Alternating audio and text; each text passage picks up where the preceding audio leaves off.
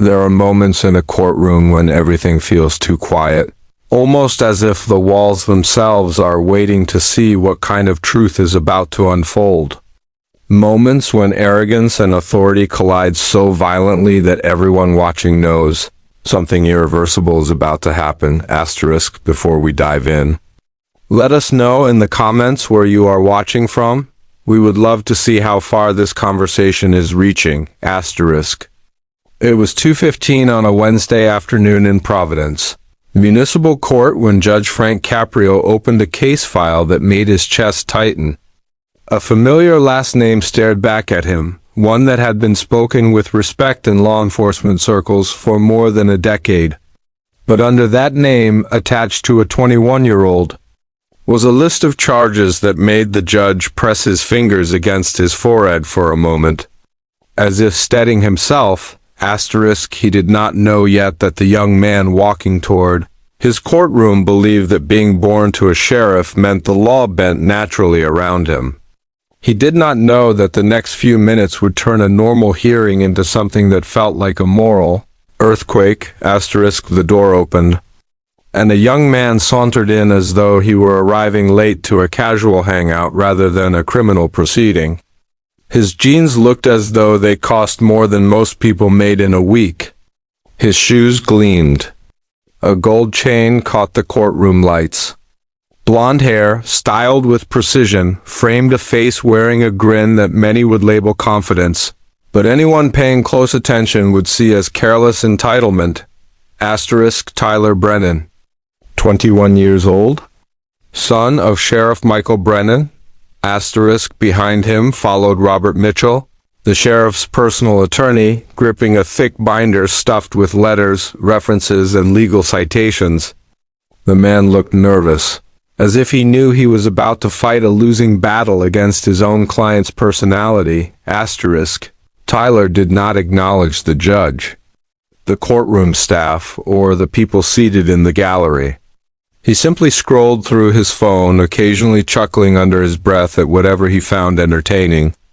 That small, careless laugh echoed louder than it should have. Asterisk, the bailiff announced the case.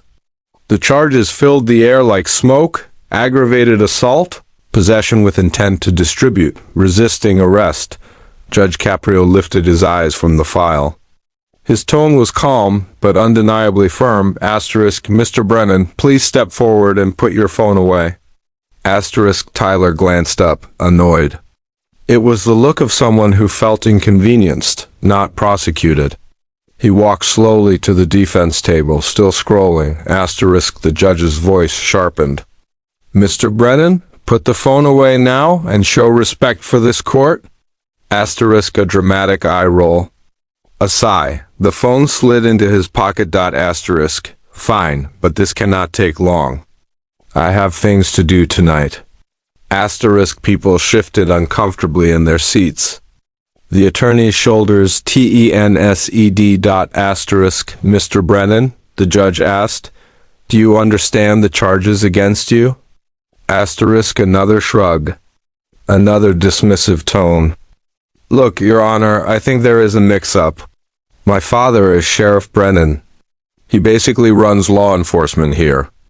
Whatever this is, I am sure we can sort it out.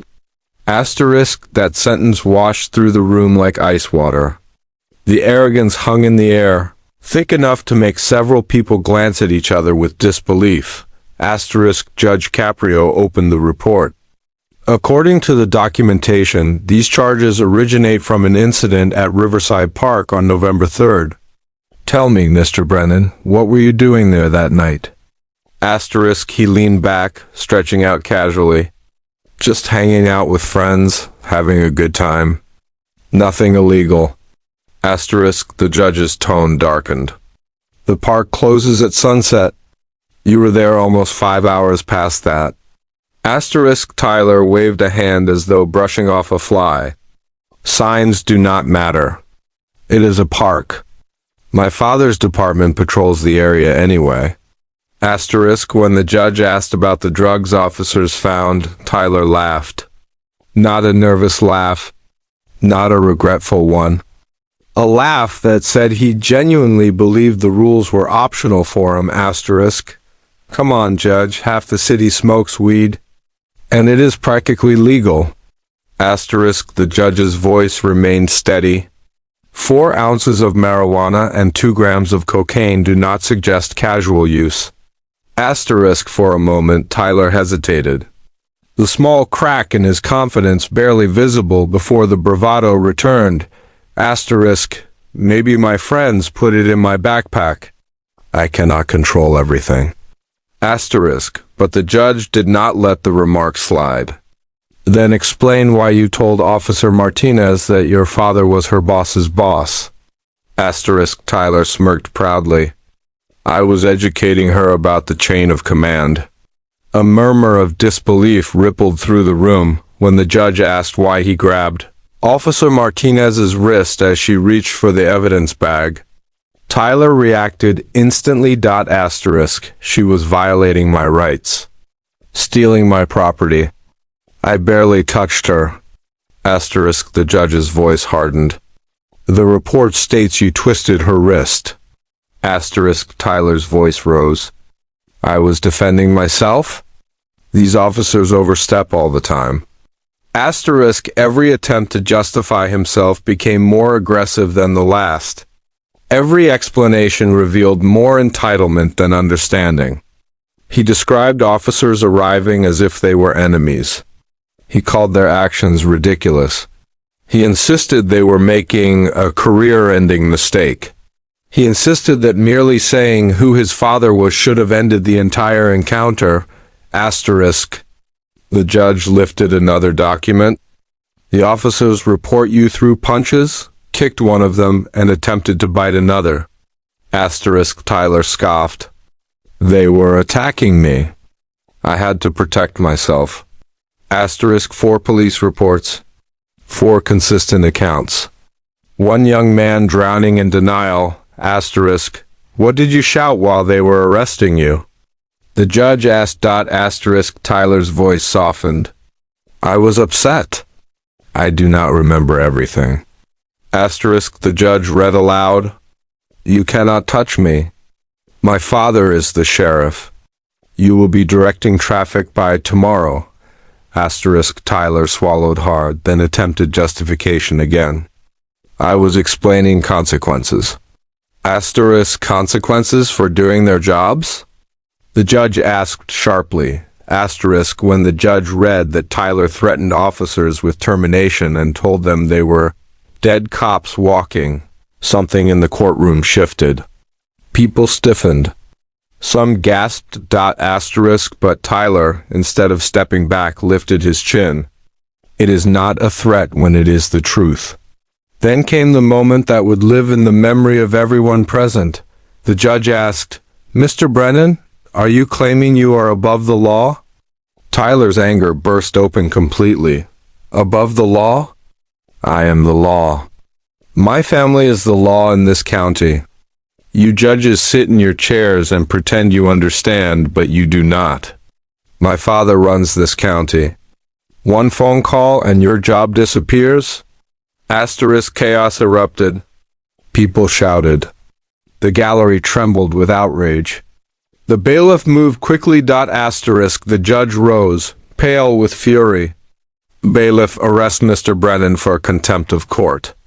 Asterisk, that command ignited Tyler's panic. No, you cannot arrest me. I have immunity. Asterisk, he fought the bailiff, yelling that he was being kidnapped, insisting the court had no power over him. He shouted threats at the judge, at the officers, at anyone within reach. Asterisk, by the time he was forced into a chair and handcuffed, the courtroom felt like a storm aftermath. Chairs were askew. People whispered in disbelief. Tyler's breath came in sharp, angry bursts. Judge Caprio waited until the room settled before speaking. For possession with intent to distribute, I sentence you to 3 years in state prison. Asterisk, color drained from Tyler's face. 3 years for weed? Have you lost your mind? Asterisk, for aggravated assault on a law enforcement officer, I add 2 years. Asterisk Tyler shook. You cannot do that? My father will asterisk for resisting arrest and injuring multiple officers. I add another year. Asterisk the young man's bravado collapsed. 6 years? Please, Your Honor, I am only 21. This will destroy my life. Asterisk, and for contempt of court and threatening the authority of this institution, I add 2 years. 8 years. Tyler broke completely. Tears cut lines down his face as he begged, pleaded, tried to shift blame, tried to offer apologies. Anything to pull back the avalanche that had fallen onto him. Asterisk his attorney tried to salvage the situation, but the judge refused. Your client threatened this court. There will be no negotiations. Tyler's last desperate plea was a request for the judge to call his father. I do not need to call him. The judge replied. He will read the sentencing in the newspaper. Asterisk as Tyler was dragged away, screaming that everyone in the courtroom would regret this. The judge looked toward the back. Asterisk Sheriff Brennan stood there with his hands covering his face. When he finally stepped forward, his voice trembled. Asterisk, I failed as a father. He believed authority meant power, not service, because I did not teach him otherwise. Asterisk 5 years passed before Tyler sat in a prison visiting room across from Officer Diana Martinez, now Detective Martinez. The transformation in him was undeniable. The arrogance was gone. The fire in his voice had cooled to something far quieter. Asterisk, he apologized. Not hastily. Not defensively. Not for advantage, but with the painstaking sincerity of someone who had finally felt his own reflection long enough to recognize the damage he caused. Asterisk, he spoke about lessons learned, about respect, about how nothing inherited could replace what must be earned, about the weight of harming someone who had simply been doing her job. Asterisk, she